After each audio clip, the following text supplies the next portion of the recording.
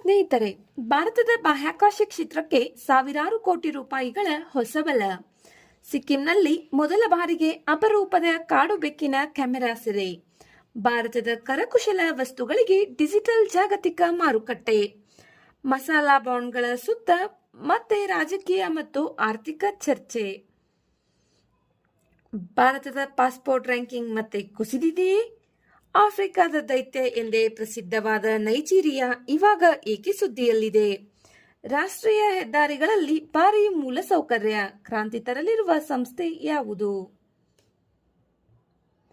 ಮಹಾಬೋಧಿ ದೇವಾಲಯಕ್ಕೆ ಕೇವಲ 6 ದಿನಗಳಲ್ಲಿ 2 ಕೋಟಿ ರೂಪಾಯಿಗೂ ಅಧಿಕ ದೇಣಿಗೆ ಹೇಗೆ ಹರಿದು ಬಂದಿತು? ಭಾರತೀಯ ನೌಕಾಪಡೆಯ ಶಕ್ತಿಯನ್ನು ಮತ್ತಷ್ಟು ಹೆಚ್ಚಿಸಲಿರುವ ಐಎನ್ಎಸ್ ಮಹೇಂದ್ರಗಿರಿಯ ವಿಶೇಷತೆ ಏನು? ವಿಶ್ವಪ್ರಸಿದ್ಧ ಪಶ್ಮಿನಾ ಉಣ್ಣೆಯನ್ನು ಉತ್ಪಾದಿಸುವ ಚಾಂಗ್ಪಾ ಸಮುದಾಯದ ಜೀವನ ಶೈಲಿ ಹೇಗಿದೆ? ಸ್ನೇಹಿತರೆ, ಇವೆಲ್ಲವೂ ಜುಲೈ 7, 2026 ಪ್ರಚಲಿತ ವಿದ್ಯಮಾನಗಳ ಪಟ್ಟಿ. ಈ ವಿದ್ಯಮಾನಗಳನ್ನು ನಾವು ಈ ವಿಡಿಯೋದಲ್ಲಿ ಸಂಪೂರ್ಣವಾಗಿ ತಿಳಿದುಕೊಳ್ಳೋಣ. ವಿಡಿಯೋವನ್ನು ಕೊನೆವರೆಗೂ ವೀಕ್ಷಿಸಿ. ಮೊದಲನೇ ಮಾಹಿತಿ, ಅಂತರಿಕ್ಷ venture capital fund.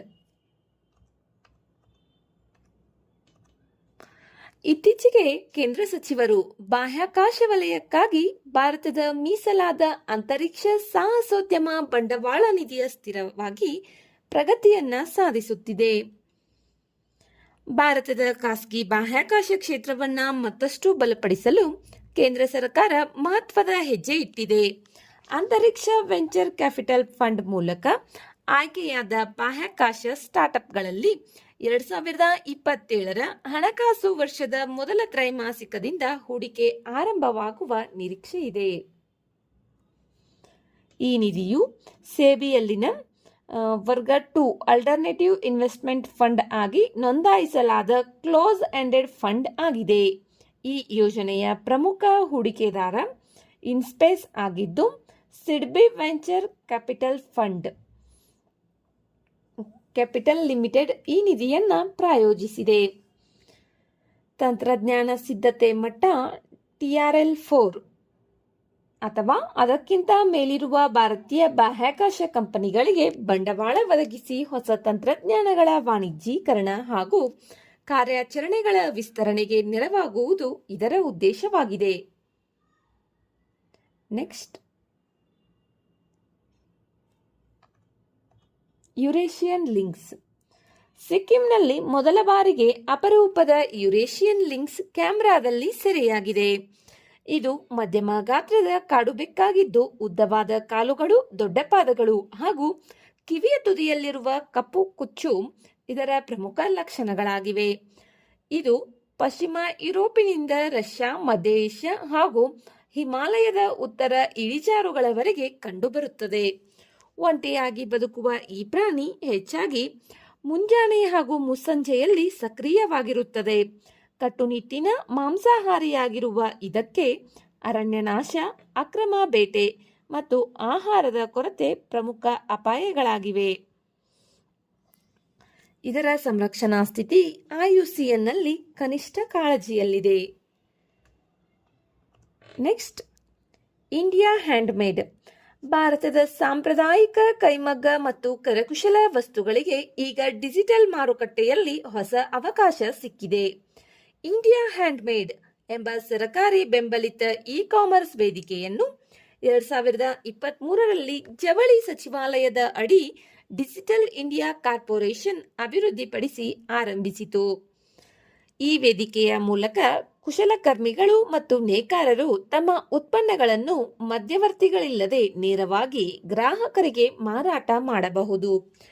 GI tag ಹೊಂದಿರುವ ಉತ್ಪನ್ನಗಳು, ODOP one district one product, ಉಡುಪುಗಳು, ಗೃಹಾಲಂಕಾರ, ಆಭರಣಗಳು, ಸಂಗೀತ ವಾದ್ಯಗಳು ಸೇರಿದಂತೆ ಸಾವಿರಾರು ಸಾಂಪ್ರದಾಯಿಕ ಉತ್ಪನ್ನಗಳು ಇಲ್ಲಿ ಲಭ್ಯವಿದೆ. GST ನೋಂದಣಿ ಇಲ್ಲದ ಕುಶಲಕರ್ಮಿಗಳು ನೋಂದಣಿ ID ಮೂಲಕ ಸೇರಿ ತಮ್ಮ ರಾಜ್ಯದೊಳಗೆ ಮಾರಾಟ ಮಾಡಬಹುದಾಗಿದೆ. ಇದರಿಂದ ಸಣ್ಣ ಕುಶಲಕರ್ಮಿಗಳಿಗೆ ಡಿಜಿಟಲ್ ವ್ಯಾಪಾರದಲ್ಲಿ ಹೊಸ ಅವಕಾಶಗಳು ದೊರೆಯುತ್ತವೆ.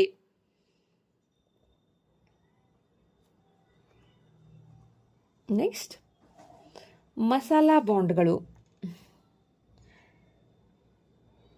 ಕೇರಳದ KIIFB ಮಸಾಲಾ ಬಾಂಡ್ ಪ್ರಕರಣ ಮತ್ತೊಮ್ಮೆ ಸುದ್ದಿಯಲ್ಲಿದೆ. ಮಸಾಲಾ ಬಾಂಡ್ಗಳು ಎಂದರೆ ಭಾರತೀಯ ಸಂಸ್ಥೆಗಳು ವಿದೇಶದಲ್ಲಿ ಬಿಡುಗಡೆ ಮಾಡುವ ರೂಪಾಯಿ ಮೌಲ್ಯದ ಬಾಂಡ್ಗಳು. ಮೊದಲ ಮಸಾಲಾ ಬಾಂಡ್ ಅನ್ನು 2013ರಲ್ಲಿ ಇಂಟರ್ನ್ಯಾಷನಲ್ ಫೈನಾನ್ಸ್ ಕಾರ್ಪೊರೇಷನ್ ಬಿಡುಗಡೆ ಮಾಡಿತ್ತು. ಇದರ ವಿಶೇಷತೆ ಕರೆನ್ಸಿ ವಿನಿಮಯ ದರದ ಅಪಾಯ ಹೂಡಿಕೆದಾರರ ಮೇಲಿರುತ್ತದೆ, ಸಂಸ್ಥೆಯ ಮೇಲಲ್ಲ. ಈ ಬಾಂಡ್ಗಳ ಮೂಲಕ ಸಂಗ್ರಹಿಸಿದ ಹಣವನ್ನು ಕೈಗೆಟಕುವ ವಸತಿ, ಮೂಲಸೌಕರ್ಯ ಅಭಿವೃದ್ಧಿ, ರೂಪಾಯಿ ಸಾಲಗಳ ಮರು ಹಣಕಾಸು ಹಾಗೂ ಕಾರ್ಯನಿರತ ಬಂಡವಾಳದ ಅಗತ್ಯಗಳಿಗೆ ಬಳಸಬಹುದು. ಆದರೆ ಭೂಮಿ ಖರೀದಿ, ಷೇರು ಮಾರುಕಟ್ಟೆ ಹೂಡಿಕೆ ಅಥವಾ ರಿಯಲ್ ಎಸ್ಟೇಟ್ ಯೋಜನೆಗಳಿಗೆ ಈ ಹಣವನ್ನು ಸಾಮಾನ್ಯವಾಗಿ ಬಳಸಲು ಅನುಮತಿ ಇರುವುದಿಲ್ಲ.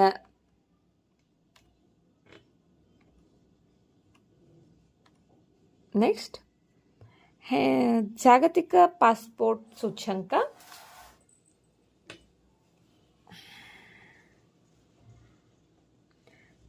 ಜಾಗತಿಕ ಪಾಸ್ಪೋರ್ಟ್ ಸೂಚ್ಯಂಕದಲ್ಲಿ ಭಾರತ 125ನೇ ಸ್ಥಾನಕ್ಕೆ ಕುಸಿದಿದ್ದು, ಕಳೆದ ವರ್ಷಕ್ಕಿಂತ ಒಂದು ಸ್ಥಾನ ಹಿಂದುಳಿದಿದೆ.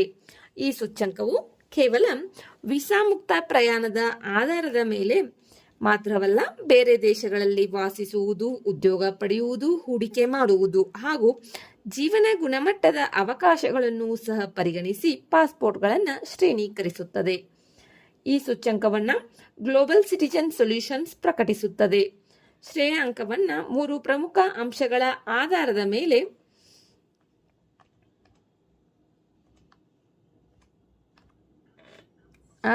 ಮೇಲೆ ನಿರ್ಧರಿಸಲಾಗುತ್ತದೆ. ವರ್ಧಿತ ಚಲನಶೀಲತೆ 50%, ಹೂಡಿಕೆ ಅವಕಾಶಗಳು 25%, ಜೀವನ ಗುಣಮಟ್ಟ 25%. ಈ ವರ್ಷದ ಅತ್ಯಂತ ಬಲಿಷ್ಠ ಪಾಸ್ಪೋರ್ಟ್ಗಳನ್ನು Sweden, Switzerland, Finland, Germany, Denmark ಮತ್ತು ನೆದರ್ಲ್ಯಾಂಡ್ಸ್ ಪಡೆದುಕೊಂಡಿವೆ. Next Nigeria. ಆಫ್ರಿಕಾದ ಪ್ರಮುಖ ರಾಷ್ಟ್ರವಾದ ನೈಜೀರಿಯಾ ಮತ್ತೊಮ್ಮೆ ಸುದ್ದಿಯಲ್ಲಿದೆ. ಈ ಸುದ್ದಿ ವಿಷಯದ ಅಕ್ರಮ ಬಳಕೆ ಹಾಗೂ ಅನ್ಯಾಯ ಮಾರುಕಟ್ಟೆ ಚಟುವಟಿಕೆಗಳ ಆರೋಪದ ಹಿನ್ನೆಲೆಯಲ್ಲಿ ಕೆಲವು ಪ್ರಮುಖ ತಂತ್ರಜ್ಞಾನ ಮತ್ತು AI ಕಂಪನಿಗಳನ್ನು ವಿರುದ್ಧ ತನಿಖೆ ಆರಂಭಿಸಲಾಗಿದೆ. ನೈಜೀರಿಯಾವನ್ನು ಆಫ್ರಿಕಾದ ದೈತ್ಯ ಎಂದು ಕರೆಯಲಾಗುತ್ತದೆ. ಇದು ಪಶ್ಚಿಮ ಆಫ್ರಿಕಾದ ಕರಾವಳಿಯಲ್ಲಿದ್ದು, ಉತ್ತರಕ್ಕೆ ನೈಜರ್, ಪೂರ್ವಕ್ಕೆ ಚಾಡ್ ಮತ್ತು ಕ್ಯಾಮರೂನ್, ಪಶ್ಚಿಮಕ್ಕೆ ಬೆನಿನ್ ದೇಶಗಳೊಂದಿಗೆ ಗಡಿಯನ್ನು ಹಂಚಿಕೊಂಡಿದೆ. ದಕ್ಷಿಣದಲ್ಲಿ ಗಿನಿಯಾ ಕೊಲ್ಲಿ ಕರಾವಳಿ ಇದೆ. ಇದರ ರಾಜಧಾನಿ ಅಬುಜಾ. ದೇಶದ ಪ್ರಮುಖ ನದಿಗಳು ನೈಜರ್ ನದಿ ಮತ್ತು ಅದರ ಅತಿದೊಡ್ಡ ಉಪನದಿ ಬೆನ್ಯೂ ನದಿ. ಇದು ಪೆಟ್ರೋಲಿಯಂ ಮತ್ತು ನೈಸರ್ಗಿಕ ಅನಿಲದ ಅಪಾರ ನಿಕ್ಷೇಪಗಳಿಂದ ವಿಶ್ವದ ಅತ್ಯಂತ ಪ್ರಮುಖ ಇಂಧನ ಉತ್ಪಾದಕ ರಾಷ್ಟ್ರಗಳಲ್ಲಿ ಒಂದಾಗಿದೆ. Next national highways logistic management limited ರಾಷ್ಟ್ರೀಯ ಹೆದ್ದಾರಿ ಮೂಲಸೌಕರ್ಯ ಅಭಿವೃದ್ಧಿಯಲ್ಲಿ ಪ್ರಮುಖ ಪಾತ್ರ ವಹಿಸುತ್ತಿರುವ ಈ ಸಂಸ್ಥೆ ಯೋಜನೆಗಳ ಪ್ರಗತಿಯನ್ನು ಕೇಂದ್ರ ಸರ್ಕಾರ ಇತ್ತೀಚೆಗೆ ಪರಿಶೀಲಿಸಿದೆ. National highways logistics management limited ಎಂಬುದು NHAIನ 100% ಸ್ವಾಮ್ಯದ ಕಂಪನಿ ಆಗಿದ್ದು, ರಸ್ತೆ ಸಾರಿಗೆ ಮತ್ತು ಹೆದ್ದಾರಿ ಸಚಿವಾಲಯದ ಮಾರ್ಗದರ್ಶನದಲ್ಲಿ ಕಾರ್ಯನಿರ್ವಹಿಸುತ್ತದೆ. ದೇಶದ ಸಾರಿಗೆ ಮತ್ತು ಲಾಜಿಸ್ಟಿಕ್ ವ್ಯವಸ್ಥೆಗಳನ್ನು ಆಧುನೀಕರಿಸುವುದು ಇದರ ಪ್ರಮುಖ ಉದ್ದೇಶವಾಗಿದೆ.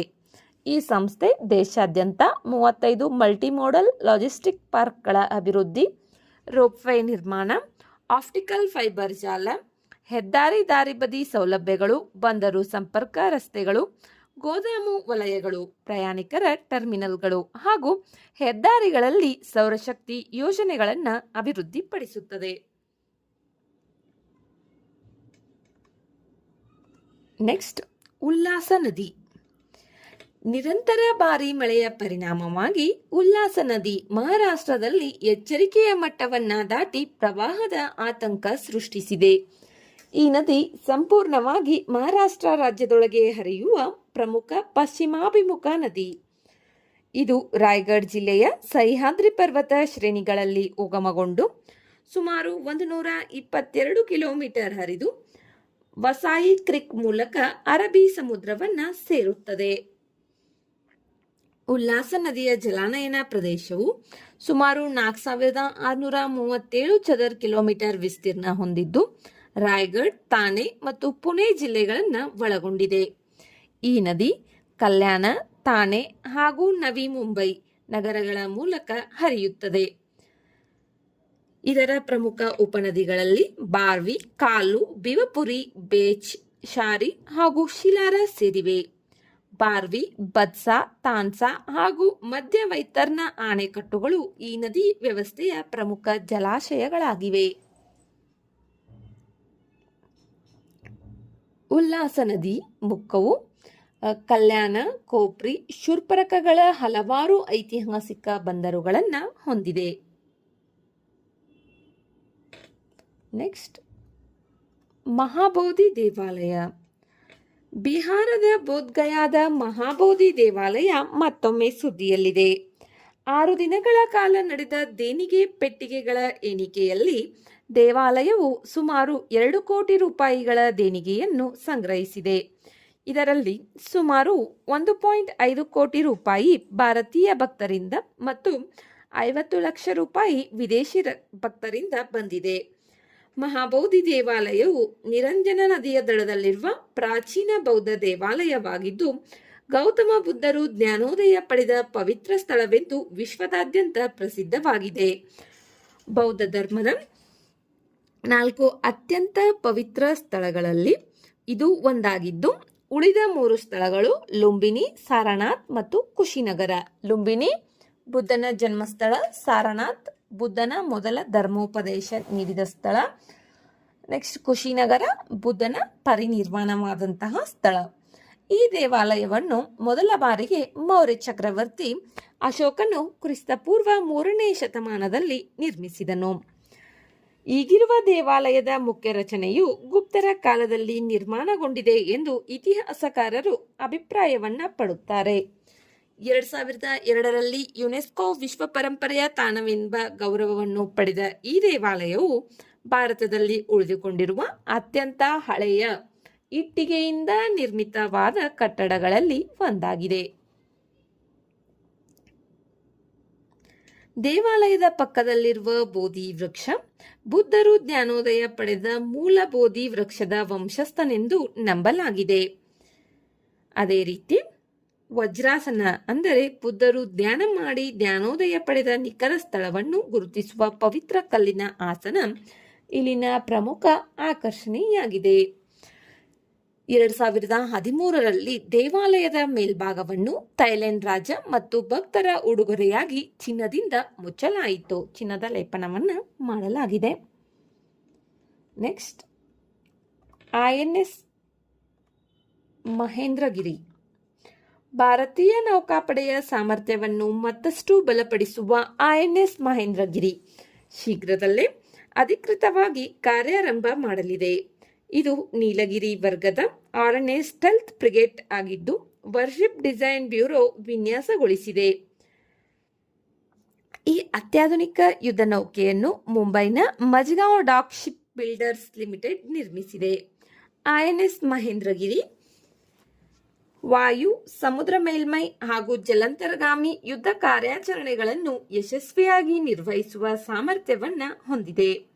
ಇದರ ಜೊತೆಗೆ ಕಡಲ ಭದ್ರತೆ, search and rescue, humanitarian assistance and disaster relief, ವಿದ್ಯುತ್ ಪ್ರಕ್ಷೇಪಣ ಹಾಗೂ ನಿರಂತರ ಕಡಲ ಕಣ್ಗಾವಲು ಕಾರ್ಯಾಚರಣೆಗಳಿಗೆ ಇದು ಅತ್ಯಂತ ಸೂಕ್ತವಾಗಿದೆ. ಪ್ರಾಜೆಕ್ಟ್ 17A ಅಡಿಯಲ್ಲಿ ಈಗಾಗಲೇ INS ನೀಲಗಿರಿ, ಹಿಮಗಿರಿ, ಉದಯಗಿರಿ, ತಾರಗಿರಿ ಮತ್ತು ವಿಂಧ್ಯಗಿರಿ ನೌಕೆಗಳು ಭಾರತೀಯ ನೌಕಾಪಡೆಗೆ ಸೇರ್ಪಡೆಯಾಗಿವೆ. ನೆಕ್ಸ್ಟ್, ಚಾಂಗ್ಪಾ ಸಮುದಾಯ. ಲಡಾಖ್ನ ಚಾಂಗ್ಪಾಂಗ್ ಪ್ರದೇಶದಲ್ಲಿ ವಾಸಿಸುವ ಚಾಂಗ್ಪಾ ಸಮುದಾಯ ಇತ್ತೀಚೆಗೆ ಸುದ್ದಿಯಲ್ಲಿದೆ. ಸ್ಥಳೀಯ ಜನರ ಜೀವನೋಪಾಯ ಸುಧಾರಿಸಲು ಲಡಾಖ್ ಆಡಳಿತ ಹಲವು ಕ್ರಮಗಳನ್ನು ಕೈಗೊಂಡಿದೆ. ಚಾಂಗ್ಪಾಗಳು ಅರೆ ಅಲೆಮಾರಿ ಬೌದ್ಧ ಸಮುದಾಯವಾಗಿದ್ದು, ವಿಶ್ವ ಪ್ರಸಿದ್ಧ ಪಶ್ಮಿನಾ ಆಡುಗಳನ್ನು ಸಾಕುವ ಮೂಲಕ ಜೀವನ ಸಾಗಿಸುತ್ತಾರೆ. ಪಶ್ಮಿನಾ ಉಣ್ಣೆಯಿಂದ ತಯಾರಾಗುವ ಶಾಲುಗಳು ವಿಶ್ವದಾದ್ಯಂತ ಅತ್ಯಂತ ದುಬಾರಿ ಹಾಗೂ ಗುಣಮಟ್ಟದ ಉಣ್ಣೆ ಉತ್ಪನ್ನಗಳೆಂದು ಪರಿಗಣಿಸಲಾಗುತ್ತದೆ. ಇವರಿಗೆ ಭಾರತದಲ್ಲಿ ಪರಿಶಿಷ್ಟ ಪಂಗಡ ಸ್ಥಾನಮಾನ ನೀಡಲಾಗಿದೆ. ಚಾಂಗ್ಪಾಗಳ ಸಾಂಪ್ರದಾಯಿಕ ಯಾಕ್ ಚರ್ಮದಿಂದ ನಿರ್ಮಿಸಲಾದ ಶಂಕುವಿನಾಕಾರದ ಡೇರೆಗಳನ್ನು ರೇಬು ಎಂದು ಕರೆಯಲಾಗುತ್ತದೆ. ಅಲೆಮಾರಿ ಜೀವನ ನಡೆಸುವವರನ್ನ ಪಲ್ಪ, ಶಾಶ್ವತವಾಗಿ ನೆಲೆಸುವವರನ್ನ ಪಂಗ್ಪಾ ಎಂದು ಕರೆಯುತ್ತಾರೆ.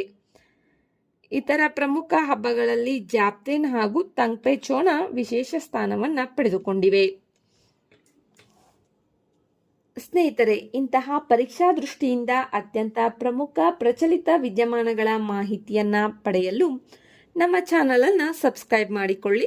ಈ ವಿಡಿಯೋದಲ್ಲಿರುವ ಮಾಹಿತಿ ಇಷ್ಟವಾದರೆ ವಿಡಿಯೋಗೆ ಲೈಕ್ ಮಾಡಿ, ನಿಮ್ಮ ಸ್ನೇಹಿತರೊಂದಿಗೆ ಶೇರ್ ಮಾಡಿ ಹಾಗೂ ನಿಮ್ಮ ಅನಿಸಿಕೆ ಅಭಿಪ್ರಾಯಗಳನ್ನು ಕಮೆಂಟ್ ಮೂಲಕ ತಿಳಿಸಿ. ಮುಂದಿನ ಮತ್ತೊಂದು ಪ್ರಮುಖ ಪ್ರಚಲಿತ ವಿದ್ಯಮಾನಗಳ ವಿಡಿಯೋದೊಂದಿಗೆ ಮತ್ತೆ ಭೇಟಿಯಾಗೋಣ. ಧನ್ಯವಾದಗಳು.